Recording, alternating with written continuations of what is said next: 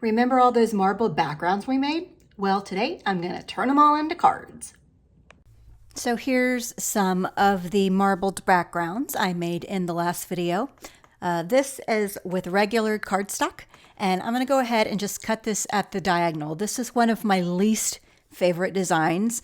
I personally think it's ugly, but we're going to go ahead and tone it down a little bit. So I'm going to cut it right at the diagonal, just like so, and I left that little pink blob in there for a pop of color, and I'll go ahead and glue it down to a card base. Now the glue that I'm using in the video today is, as always, my Barely Arts glue. I love this glue. It's the original glue bottle I bought back when I was living in New York. So this is several years old and it's never failed me, not once. So I'll go ahead and glue that down to this is just a black card panel. You can use any colored panel if you want, of your choice. And then I have some of these images. These are all pre-cut dies and sentiments that I put in my magic mug, so I was able to easily just pull some things from the magic mug that I had already pre-cut and dyed, and then I'll just go ahead and assemble it. It kind of makes assembly go by very quickly because I'm only using what is available to me that I've already cut and dyed. So here's a look at the first one, and I think adding the black circle and everything really toned down the look of all that yellow, and now I don't hate this pattern so much. So this pattern wasn't so bad, but I found a little die that actually cuts out the circle and the word thanks. So it's almost like the negative space we're getting rid of, and I've got this left in here like so. I didn't realize that at the time, so I'm going to go ahead and trim it down because I didn't center it up on the card panel or anything, but that's okay. Just trim it down, baby. You can make it work, and then we'll go ahead and adhere this to a card base. I thought I was going to cut out the word thanks. I didn't pay much attention, and I should have, but I made it work. This is all you have to do. So I found a piece of blue cardstock that I thought paired well with the kind of gray and pink of the fingernail polish. Again, using little dots of this glue, this magic glue. It's white, but it dries completely clear. So go ahead, add your glue, press it down onto your card base, and bada bang, bada boom. You got yourself a card. And as a finishing touch, I just added a gold marker around the edges. It kind of acted as a border. Don't really think you even needed it, but hey, it's an option. And now you've got this pretty marbled card that is the star. Because the point of all these marble backgrounds is these are the stars. So we don't need to do too much. So this piece, I just went ahead and took two different word dies and kind of cut those apart, and we'll use those in cards. Sometimes cleaning isn't a bad thing. I found this die in my drawer. I have no idea how long it's been in there, but it leaves an impression on the cardstock. It doesn't cut through. So I went ahead and ran that through on black cardstock, and then I took some heart dies and ran that through. So I have these cool little textured hearts, and that's what that original die looks like. And then I just cut a bunch of hearts. So I'm going to go ahead and ink up this white heart I already had in my magic mug, but it was too white because the paper that I was using, the Yupo paper, actually it isn't bright white. There's like 9,000 billion colors of white. Just so you know, go to the paint store and you'll be like, what? But anyway, so I decided to add a little bit of color here. Now it doesn't look so pretty right there. It looks like quite ugly, but it'll look pretty when you pull it all together. So I'll go ahead and glue that heart onto the black heart that has that cool textured accent to it because of the die I found when I was cleaning. And then I'll just add a couple more hearts and a sentiment. The sentiment was already cut earlier in the video from one of those marbled background panels. So I just found one that fits in the heart nicely, and that's going to pull this card together. I just trickled on some hearts because why not?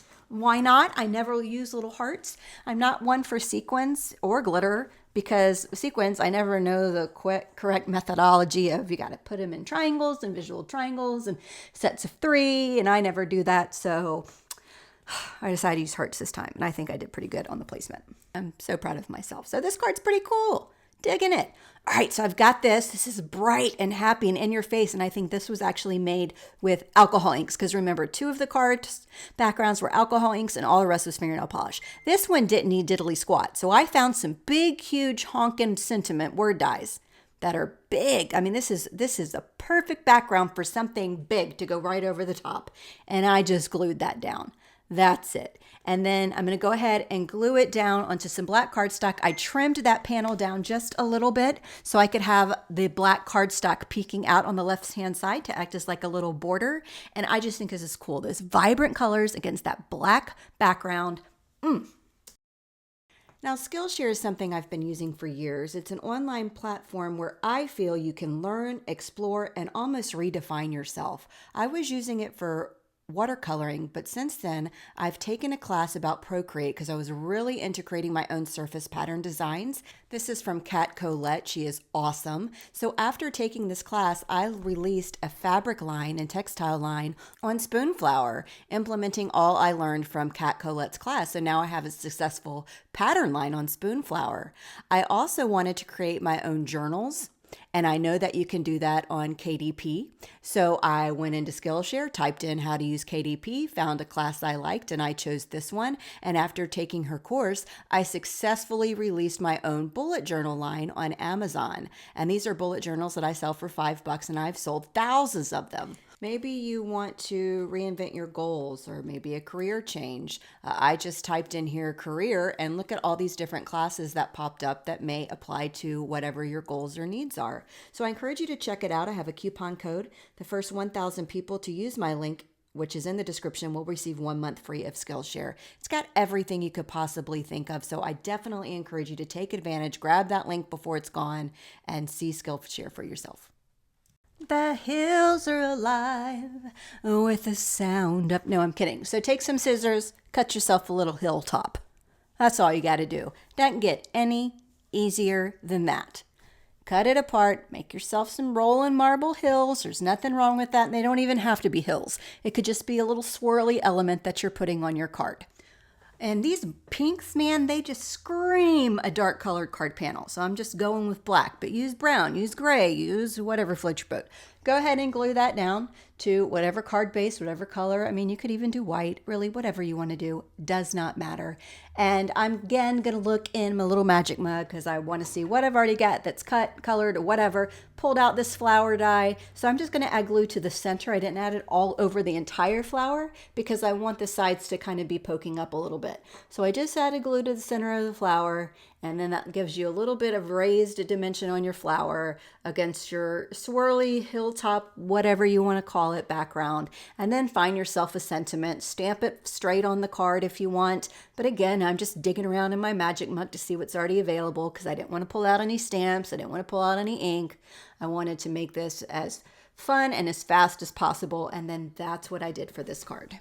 So I had a couple panels left over. So I went ahead and adhered the other word die that I cut from one of the marbled backgrounds and just adhered it to a black card base that had that cool die impression on it. And that was it. That's kind of all you needed because the coolness of the marble is what we're going for all of these cards.